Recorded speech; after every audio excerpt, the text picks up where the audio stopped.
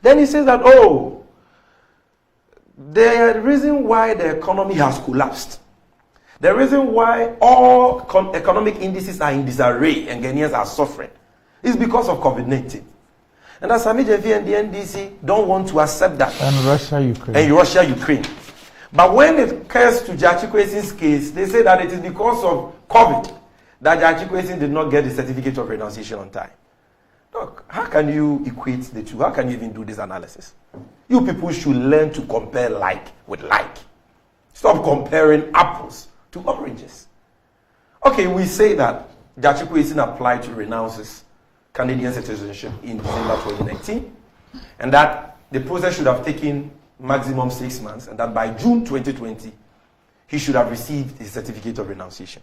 It is true that we say that because of COVID, which led to months of lockdown in Canada, that certificate of renunciation delayed. And so eventually he got it on the 26th of November instead of June 2020. Look, how is this the same as the NPP, who have been blaming COVID and the Russia-Ukraine war for the economic woes from 2020 to 2023 as we speak? In the case of Gyamfi Kwesin, we said that COVID only led to a temporary delay. Doc, it not be so. And that eventually it got resolved. How come that as for you, your economic woes are getting worse by the day? And you keep on 2020, you said COVID was to blame. 2021, COVID was to blame. Then when the Russia-Ukraine war started, you added that one, 2022. We are in 2023. We are not experiencing COVID again. COVID, according to the WHO, is no longer a health emergency or a health threat. You are still blaming COVID-19. When you are still charging us COVID levy, you cannot compare this to the Gyamfi Kwesin matter. Because in the Gyamfi Kwesin matter, in a matter of few months, it was resolved. And that if you had been responsible in the way you borrowed and expended public funds during that COVID period, we would have been out of the woods like our neighbors by now, and like it happened in the Gyamfi Kwesin matter. Doc, again, before COVID, was applicants or people who were applying to renounce their Canadian citizenship, were they experiencing any delays before COVID? 3 months delay, 4 months delay, before COVID struck. But you say there's no correlation. Why do you continue? I'm showing you why there is no correlation. They were not. But in your case, before COVID, your debt to GDP had moved from 56% to almost 70%. The official figure was 63%. But if you added the hidden debts, the ESLA Dachin debt to GDP had moved from 56 to 70%. And the World Bank was already telling you that you were heading into a ditch. Your debt was becoming unsustainable. That was before COVID. You can't say the same thing about Canada relative to Gyamfi Kwesin's matter. Before COVID, the budget deficit that you yourself said should not cross 5%. As a mark of financial prudence, financial responsibility. You said you were not going to overly exceed your revenue.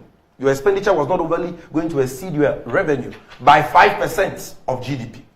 Before COVID, 2018, you recorded a deficit of 7%. 2019, 7.5% deficit. What that means is that before COVID, you were not living within your means. You were being reckless in overspending. Even before COVID. You can't say the same thing about Gyamfi Kwesin in Canada. Before COVID, Doc, our debt service amount had increased from 11 billion cedis as of December 2016. The amount of money Ghana uses to service its debt, to pay interest on its debts, to pay principal due on its debts. Let me explain it so that the ordinary Ghanaian will understand what debt service means. In 2016, we were spending 11 billion on that. In 2019, before COVID, we were spending 37 billion on that. And that debt service constituted 91% of our tax revenue. 91%. That was before COVID. Before COVID, the exchange rate has so much depreciated that you have set up a 40-member committee to investigate why your CD was depreciating against all its trading currencies. And in setting up that committee, the Trojan horse you sold to Ghana as an economic desire, talking about Alhaji Bawumia. You excluded him from it because you had no confidence in him. And that committee, that FX, Forex Exchange Committee, also became a fiasco because according to the members, they were not even allowed to work. So please, stop blaming COVID for your own failures. The reason why some of us have no hope that we are going to see any significant improvement in our economic conditions under this insensitive, dishonest, reckless, corrupt, nepotistic Akufo-Addo Bawumia government is that they are not even taking responsibility for their own actions and inactions which have plunged the country into this economic mess. You still want to blame COVID. When before COVID, these facts I have alluded to showed clearly that we were not on a good economic trajectory. Again, Doc, as a result of COVID, we had 30 billion Ghana cedis of inflows to manage the pandemic. So COVID gave us 30 billion. But according to the Auditor General, the amount of money we really needed to spend on this COVID that you're making noise about was less than 12 billion. And the Auditor General says you only spent 11.7 billion. So let's say about 12 billion. Of the 30 billion you got as a result of COVID, you spent only 12 billion. The finance minister himself confirms this. He's told Parliament how much was spent and the rest for budgetary support. Exactly. So let's common sense. You need 12 billion to solve a problem and you get 30 billion. Does it make sense to continue to blame that problem when you have had more than you needed to solve that problem? The problem also led to loss in revenue, and it also led to escalation in prices. Yes, but you see, the loss of revenue, we are talking about the revenue matter. Yes. You needed 11.7 billion to spend on all the things you did: free water, free electricity, free the point you're raising is that if you did a net off the 30 billion as against what the losses were, we made a net gain. Exactly, because you spent 12 billion. Your revenue shortfall was 14 billion. You had more than that. So why you continue to make this COVID-19 the whipping boy for your failure? Then, this COVID-19 we are talking about here, unlike the Jachikwesi matter, affected all the nations of the world. And that is why we call it a pandemic. He has masters in public health. He understands a pandemic more than me. And Doc, how come that all these countries around us who also suffered from COVID-19 are not experiencing the economic bankruptcy we are experiencing?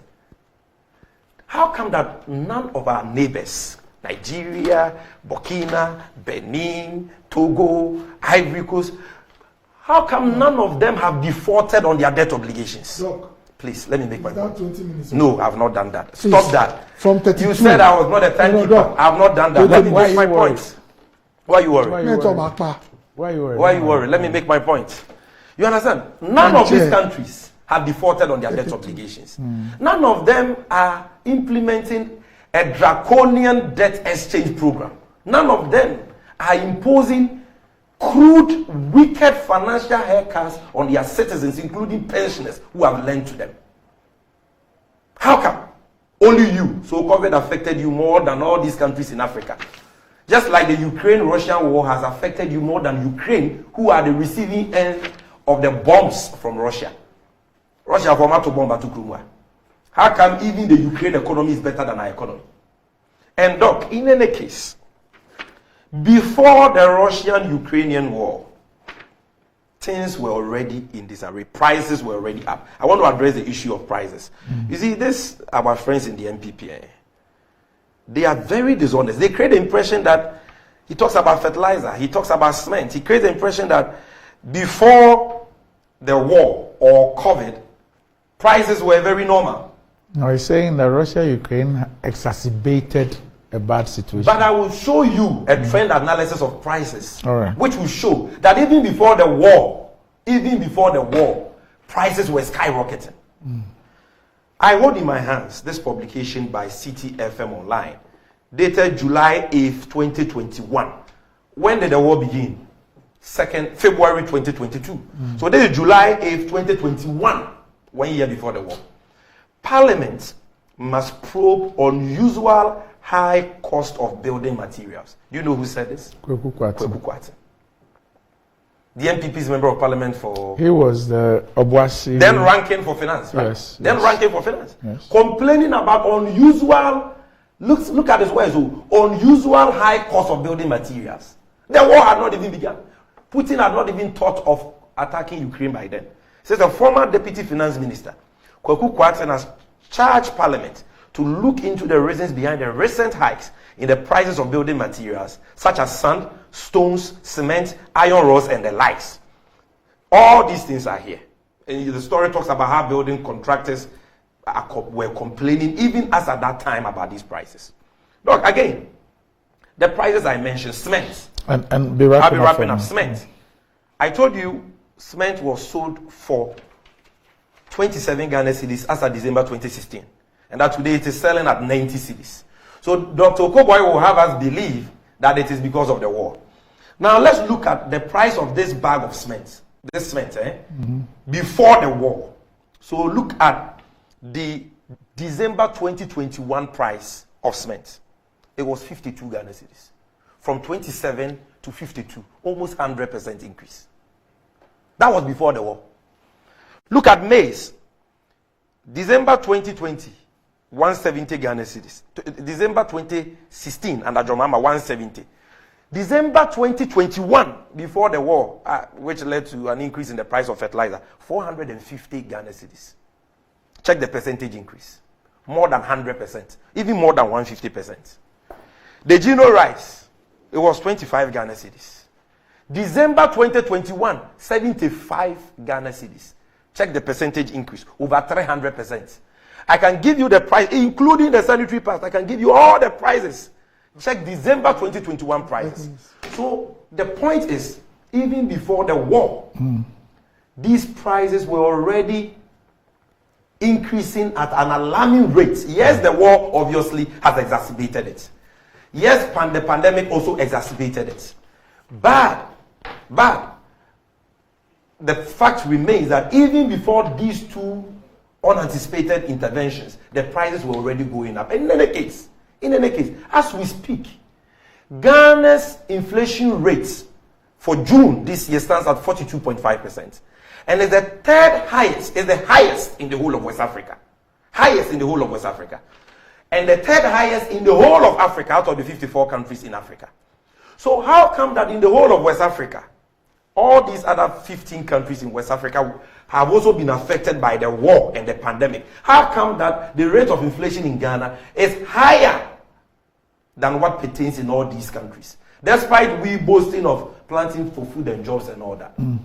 The only factor which is not present in the other countries is that those countries are being governed by relatively good leaders who care about their nation and who are prudent and judicious in the way they spend state funds. Unlike the reckless leaders we have here, led by the economic management team chairman Alhaji Bawumia, President Akufo-Addo, Ken Ofori-Atta, and so on, who have engaged in the most obscene levels of wastage, profligacy, misplaced priority expenditures in the last 7.5 years, which is what has plunged us into the economic mess. That is a fact you must accept.